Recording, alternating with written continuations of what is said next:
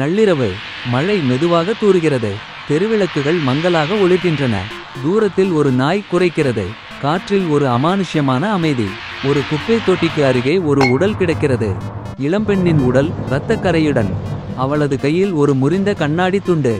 Inspector Vikram 35 வயது, கூர்மையான பார்வையுடன் மேசையில் கோப்புகளை புரட்டுகிறான். அவனது முகத்தில் தீர்க்கப்படாத வழக்குகளின் சோர்வு. விக்ரமின் மொபைல் ஒலிக்கிறது. சார், ஒரு கொலை. பழைய பஸ் ஸ்டாண்ட் பக்கம்.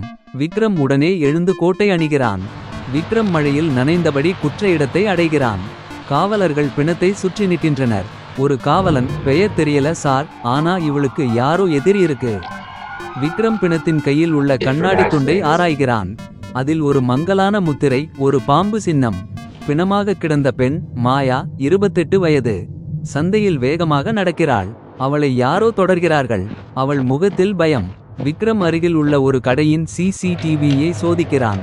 ஒரு மர்மமான மனிதன், முகத்தில் மாஸ்க், மாயாவை தொடர்ந்து செல்கிறான். விக்ரம் தனது குழுவுடன் விவாதிக்கிறான். இந்த பாம்பு சின்னம், இதுக்கு பின்னாடி ஒரு பெரிய கதை இருக்கு. ஒரு கோப்பில் பழைய வழக்கு ஒன்றை புரட்டுகிறான். 5 ஆண்டுகளுக்கு முன் ஒரு குற்றக் கும்பல், பாம்பு கூட்டம் கைது செய்யப்பட்டது. ஆனால் தலைவன் தப்பித்துவிட்டான். விக்ரம் ஒரு முன்னாள் குற்றவாளியை, சிவாவை சந்திக்கிறான். சிவா பயத்துடன், சார், அந்த கும்பல் திரும்ப வந்திருக்கு. மாயா ஏதோ தெரிஞ்சு வச்சிருந்தா. விக்ரம் வீட்டுக்கு வரும்போது மேசையில் ஒரு கடிதம். விசாரணையை நிறுத்து, இல்லனா உன் குடும்பம்.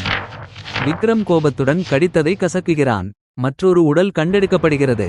இளைஞன் கழுத்தில் பாம்பு சின்னம் பொறிக்கப்பட்டுள்ளது. விக்ரம் முகத்தில் அதிர்ச்சி. விக்ரம் 2 கொலைகளையும் ஆராய்கிறான். மாயாவும் இளைஞனும் ஒரே நிறுவனத்தில் வேலை செய்தவர்கள். இந்த நிறுவனத்துல ஏதோ மர்மம் இருக்கு.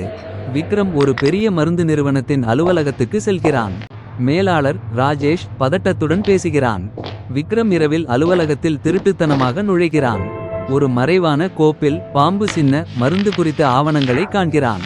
விக்ரம் தப்பி ஓடும் ஒரு மர்ம மனிதனை துரத்துகிறான். ஆனால் அவன் ஒரு காரில் ஏறி தப்பித்து விடுகிறான். விக்ரமின் உதவியாளர் கார்த்திக் திடீரென மாறுகிறான். சார், நீங்க இத விட்டுருங்க. இது பெரிய ஆளுங்க விளையாட்டு. விக்ரம் சந்தேகிக்கிறான். சிவா மறைந்திருக்கும் இடத்தில் விக்ரமை சந்திக்கிறான். மாயா ஒரு மருந்து மோசடிய பத்தி ஆதாரம் வச்சிருந்தா. அதான் அவள கொன்னாங்க.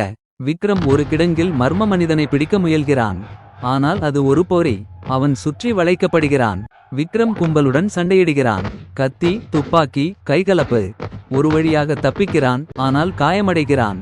விக்ரம் ராஜேஷை எதிர்கொள்கிறான். ராஜேஷ் ஒப்புக்கொள்கிறான், நான் தலைவன் இல்ல. ஆனா உனக்கு மேல இருக்கிறவன் உன்னையே முடிச்சிருவான். விக்ரம் போலீஸ் கார்த்திக்கை எதிர்கொள்கிறான். கார்த்திக் தான் கும்பலின் உளவாளி என்பது தெரிய வருகிறது. நீ என்ன நம்பின? ஆனா நான் அவங்களோடவன். விக்ரம் போலீஸ் கார்த்திக்கையும் கும்பலையும் ஒரு மலைப்பகுதியில் எதிர்கொள்கிறான்.